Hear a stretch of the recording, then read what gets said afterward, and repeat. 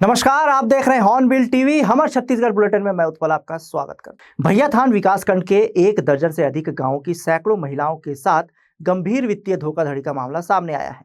रोजगार देने के नाम पर स्वयं सहायता समूह की महिलाओं से कोरे कागजों पर हस्ताक्षर कराकर प्रत्येक महिला के नाम से 42 हजार रुपए का ऋण स्वीकृत कराया गया। आरोप है कि यह राशि महिलाओं को न देकर फर्जी दस्तावेजों के जरिए रॉयल ग्रुप के खाते में जमा करा दी गई। पीड़ित महिलाओं ने जनप्रतिनिधियों के नेतृत्व में तहसील पहुंचकर ज्ञापन सौंपा और थाने में शिकायत दर्ज कराई है। लोक अदालत से वसूली नोटिस मिलने से महिलाएं मानसिक तनाव में हैं। महिलाओं ने 15 दिन में कार्रवाई न होने पर आंदोलन की चेतावनी दी है।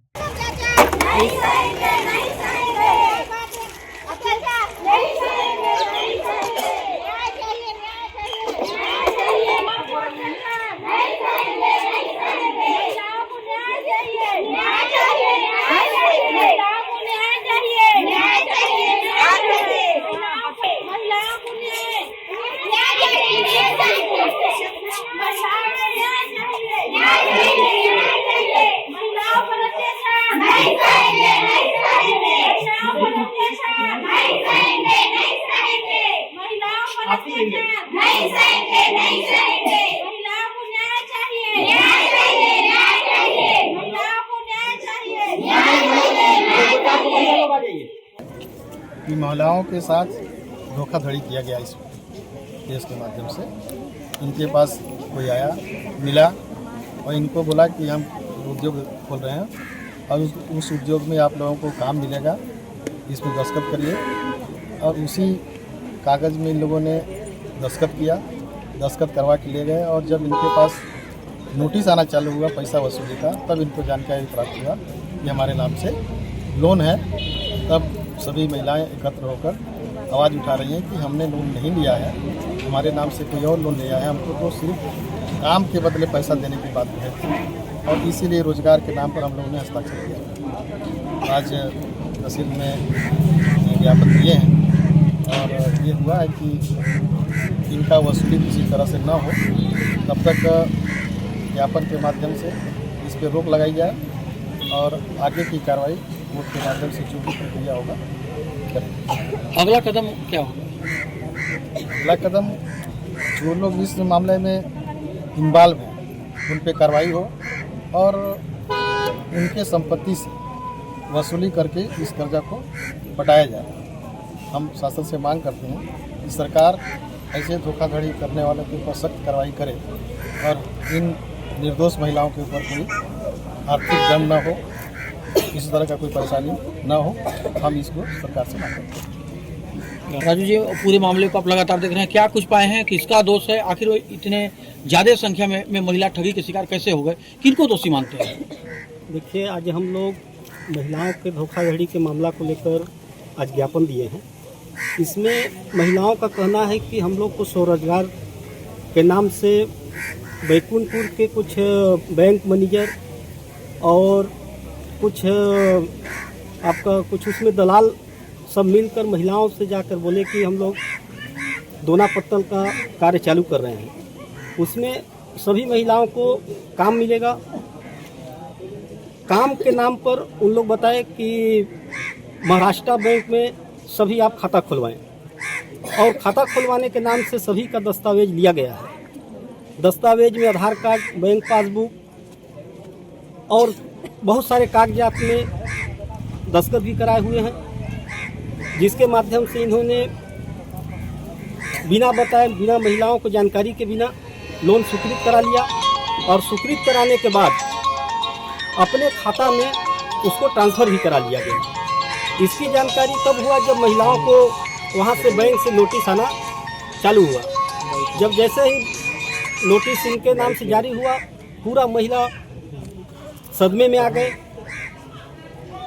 और वे दर दर भटकने लगे। इसको लेकर हम लोग भी उच्च अधिकारियों से बात किया और इसका निराकरण के लिए ज्ञापन दिए हैं। ठीक। लगातार कुछ लोगों के द्वारा ये बताया गया है कि आपके द्वारा एक अनुबंध जारी किया गया है जिसमें महिलाएं अगर कर्ज नहीं जमा करती हैं तो उस कर्ज को आप जमा करिए, इस प्रकार का अनुबंध दिया गया है। क्या कुछ कहेंगे उस मामले में? इस मामले में ये कहूँगी कि सुनील साहू मोहरा का रहने वाला और नीलकमल और सुनीता बैकुंठपुर के रहने वाले। इन लोग हमारे पंचायत में आए। इन लोग बोले कि गांव में क्या बोलते हैं दोना पत्तल का कारखाना लगेगा, उसमें महिलाएं काम करने जाएंगी, उसके लिए आप बैंक ऑफ महाराष्ट्र में बचत खाता खुलवा लो।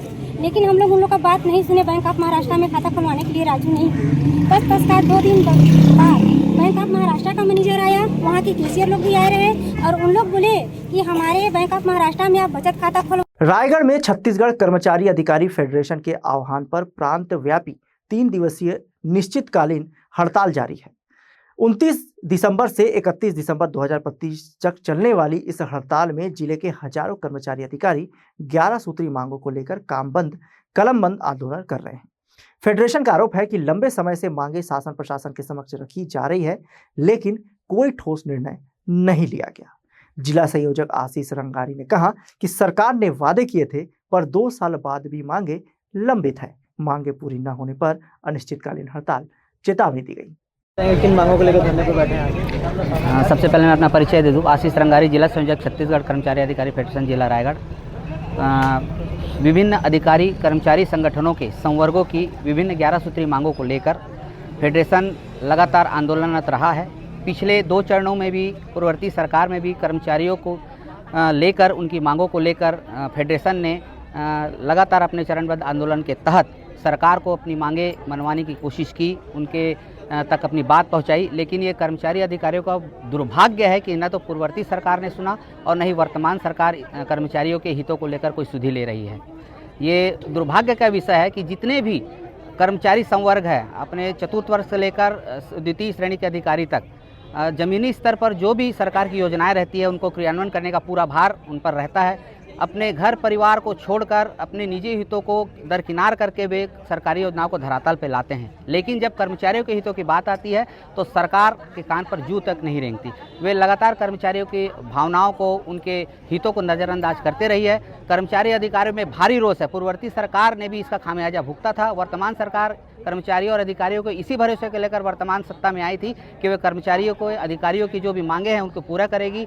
विभिन्न मंचों में वर्तमान सरकार के कई जिम्मेदार मंत्री अधिकारियों ने इस बात को कर्मचारियों के सामने कबूल किया था कि जो भी उनकी मांगे रही हैं, तात्कालिक भी रही हैं और वर्तमान में भी रही हैं, उनको वे पूरे करेंगे। लेकिन वे अपने वादे से मुकर गए। मोदी की गारंटी को लेकर, जो कि वर्तमान सरकार के हमारे आदरणीय प्रधानमंत्री जी एक सशक्त चेहरा है, उन्हीं को देखकर, सरकार के वादों को देखकर कर्मचारी और अधिकारियों ने विश्वास करके इस सरकार को अपना समर्थन दिया था। लेकिन सरकार अपने मोदी की गारंटी को न तो पूरा कर रही है और न ही कर्मचारी हितों को कोई ध्यान दे रही है। कर्मचारी अधिकारी में भारी रोष है। फेडरेशन के तहत ये तीसरा चरण है। ये 29, 30 और 31 दिसंबर तक रहेगा। और यदि सरकार इस तृतीय चरण में, क्योंकि अब ये आंदोलन लगभग निर्णायक मोड़ पर पहुंच चुका है, अगर वो कर्मचारियों के हितों को लेकर कोई ठोस नीति नहीं बनाती, निर्णय नहीं लेती, तो ये आंदोलन और भी उग्र होगा और ये अनिश्चितकालीन आंदोलन की ओर जाता दिख रहा है।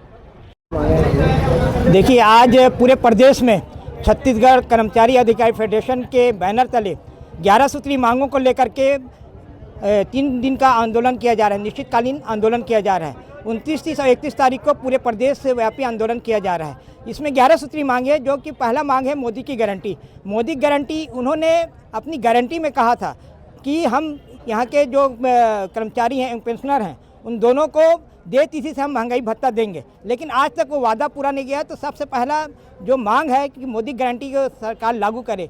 इसी तारतम्य में 11 सूत्री मांगे हैं, जिसमें पेंशनरों के लिए एक और ख़ास मांग इसमें से जुड़ा हुआ है, जो पेंशनर हमेशा मांग करते आ रहे हैं। कर्मचारी संघ ने भी, फेडरेशन ने भी इस मांग को उठाया है, कैशलेस चिकित्सा व्यवस्था।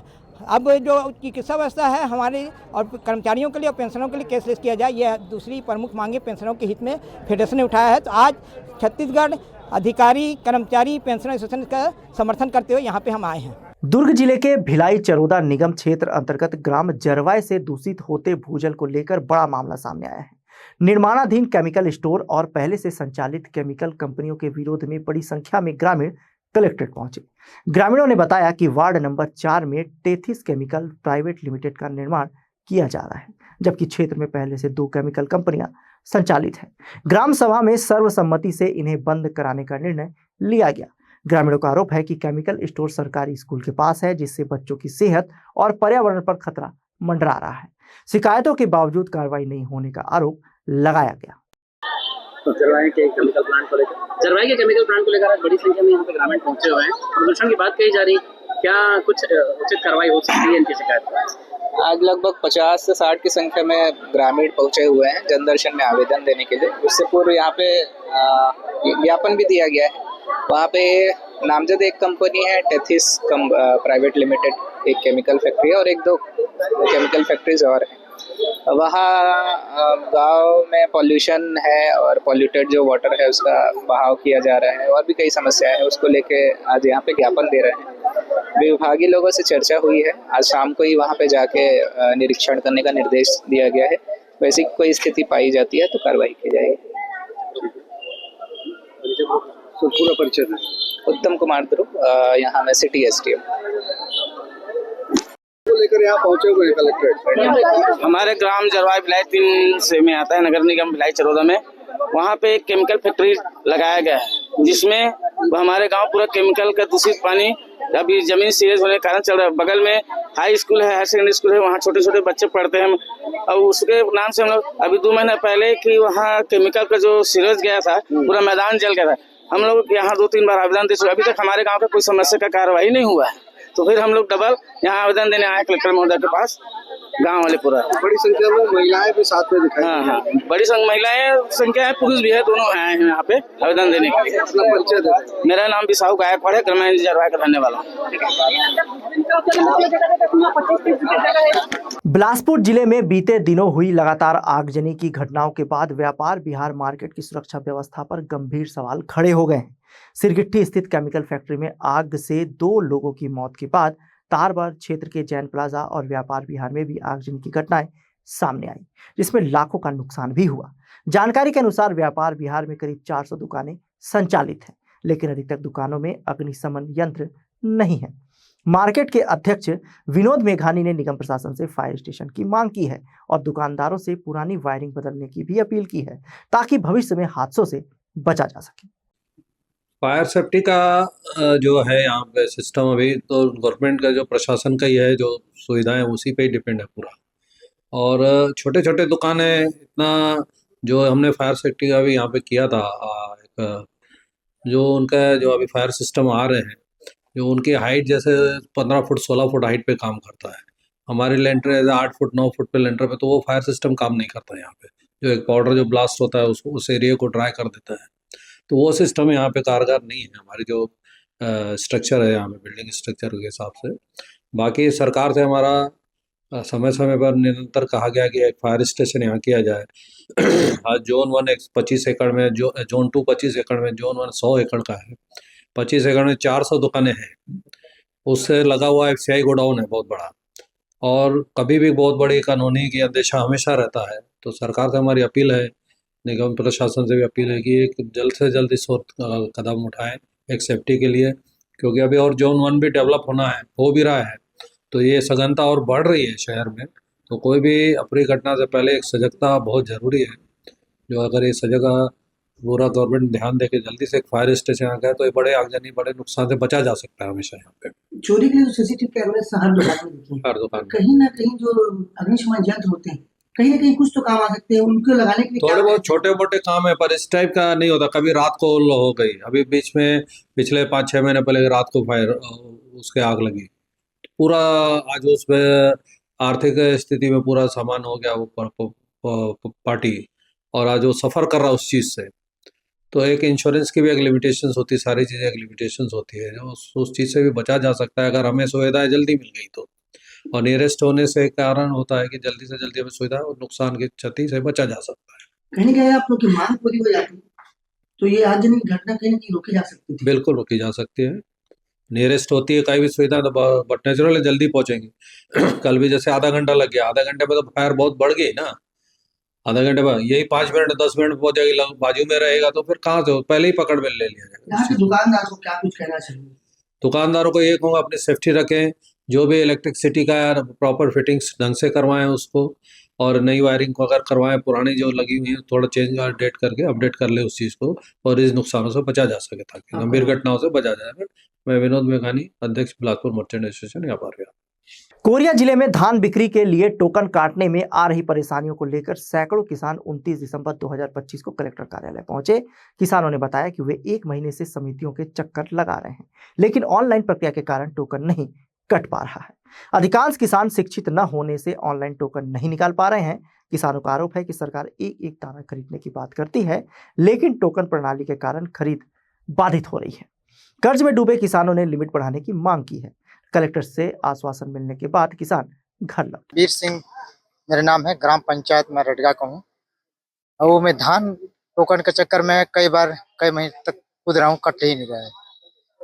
इसी प्रकार से सरकार लग रही ठगी काम कर रहे हैं कि अब 31 तारीख तक वादा है कि खरीदेंगे, लेकिन अब कट ही नहीं रहा तो कैसे खरीदेंगे। हम लोग कई महीना से, अब कितना दिन हो गया है कूद रहे हैं।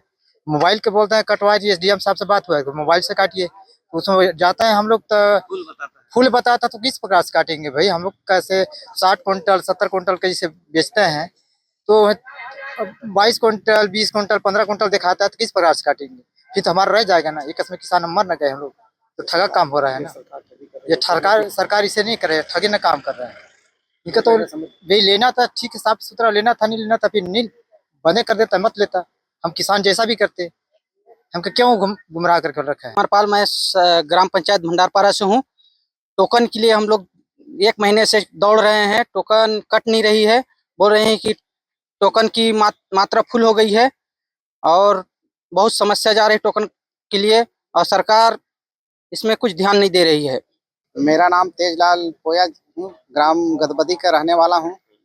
यहाँ हम लोग कलेक्टर के पास आए हैं कि हम लोग का धान नहीं बेचा रहा है। हम लोग बहुत कर्जा लिए हैं, 1 लाख 1.5 लाख कर्जा लिए हैं। शायद सरकार तो बोल रहा था कि किसानों का 1 धान खरीदूंगा, आज क्या हो गया है। सोसाइटी में जाते हैं, इतना दिन से 1 महीना भर हो गया, टोकन नहीं कट रहा है। ऑनलाइन में वो भी नहीं कर, जब देखते हैं तब फुल रहता है एकदम। तो हम लोग क्या करें। अब 2-3 दिन बाद बंद होने वाला है खरीदी, इसलिए हम लोग आज कलेक्टर मैडम के पास विज्ञापन देने आए हैं। अब नहीं होगा तो हम लोग चक्का जाम भी करने के लिए तैयार हैं। अंबिकापुर के लटोरी चौकी क्षेत्र अंतर्गत बनारस रोड बलसेड़ी गांव के पास ड्रिंक एंड ड्राइव का दर्दनाक मामला सामने आया है। संत गहिरा गुरु विश्वविद्यालय की शासकीय इनोवा कार तेज रफ्तार में अनियंत्रित होकर पलट गई। हादसे में कार सवार रमेश विश्वकर्मा की मौके पर ही मौत हो गई। वाहन चालक रविंद्र कुमार शराब के नशे में था और बिना अनुमति सरकारी वाहन को निजी उपयोग में ले रहा था। सूचना पर पुलिस ने वाहन जब्त कर कार चालक को अस्पताल में भर्ती कराया। विश्वविद्यालय के कुल सचिव ने मामले की जांच सख्त कार्रवाई करने की बात कही है। हादसे ने ड्रिंक एंड ड्राइव के खतरनाक परिणामों को फिर उजागर कर दिया। रविंद्र कुमार सर। क्या काम करते हैं? कौन सी वाहन चलाते हैं? मैं बस चलाता हूँ सर, बस चलाता हूँ सभी यूनिवर्सिटी में। अच्छा, अभी आप गए हुए थे, कौन सी गाड़ी लेके गए थे, कहाँ गए थे? इनोवा लेके गया था सर, ये आपका बलसेड़ी। बलसेड़ी कौन सा कॉलेज? कॉलेज नहीं सर, ऐसे मतलब गेस्ट लेने गया था। अच्छा जी। तो कैसे एक्सीडेंट हुआ? एक्सीडेंट सर अचानक हो गया, पता नहीं चला, मेरे को भी पता नहीं चला। आप ड्रिंक किए थे? मैं किया था सर, वो भी किया था कौन साथ में जो थे। क्या नाम था? जो रमेश आपके साथ में थे? जी, वो साथे में हम लोग ड्रिंक किए। फिर गाड़ी एक्सीडेंट कहाँ पर हुआ? वो पता नहीं सर, साथ में ड्रिंक किया, उसके बाद निकल गए हम लोग। उसके बाद मैं डायरेक्ट हॉस्पिटल में होश पाया हूँ। क्या आप गाड़ी से देख गए थे क्या, गाड़ी खेत में गिरने से पहले? मेरे को पता ही नहीं है ना सर, बता रहा हूँ। गाड़ी कैसे, सरकारी गाड़ी को आप लोग कैसे लेके गए थे, किसकी अनुमति से लेके गए थे? कुछ अनुमति नहीं सर, बस वो मैं गाड़ी ले जाने वाला था, गाड़ी उड़ी धो धा के रखा था कि सर को लेके जाना है। तो बस वहाँ थोड़ा सा वो बोले कि गैस, बस तब गैस खत्म हो गया तो मैं सोचा पड़ोसी में रहते हैं तो चलते हैं गैस वहाँ से ले आते हैं मेंड्रा से। तो वहीं गए थे तो गैस डलवा के आ रहे थे, तो भाई त्योहार था तो बस लापरवाही है आपकी? लापरवाही है मेरा। बाकी गाड़ी हम लोग ले जाने वाले थे सर के पास। देखिए मौत भी होगी आपके साथी सर पर दोनों साथे में से। अब लापरवाही इनकी हो सकती है कि रात को अगर गाड़ी वहाँ पे नहीं रखा तो सवेरे गाड़ी और रखने गया भी, वो कहा भी है कि मैं गाड़ी रखने जा रहा हूँ, ठीक है। जो डॉक्टर लेकिन कर रहे हैं वो बता रहे हैं कि ड्रिंक में है, कागज में भी। कितना गलत, क्या पूरा गलत है इसमें? ड्रिंक करना अपने आप में गलत है। अगर डॉक्टर बता रहे हैं, मेरी जानकारी में नहीं है, अगर आपकी जानकारी में है कि डॉक्टर ऐसा बता रहे हैं तो बिल्कुल गलत है, बहुत लापरवाही है। गाड़ी में जमा कर रहा हूँ तो ठीक है, किया कर्ज किया हो, किया नहीं उसने, तब हम जब हमको बाद में सूचना मिली कि गाड़ी का एक्सीडेंट हो गया है तो लापरवाही तो है। तो सर इसमें क्या अब आगे देखें, एक समिति बनेगी, एक इंक्वायरी कमेटी बनेगी विश्वविद्यालय की तरफ से, जो भी निर्णय होगा देखते हैं। लेकिन अभी तो फिलहाल ये कि प्रथम दृष्टा जो जैसा आप भी कह रहे हैं कि लापरवाही है, तो लापरवाही तो है। और ड्रिंक की बात है तो अब डॉक्टर कह रहे हैं ड्रिंक है तो है, इसमें क्या कहा जा सकता है। आज के बुलेटिन में बस इतना ही। मुझे दीजिए इजाजत। देखते रहिए हॉर्नबिल टीवी।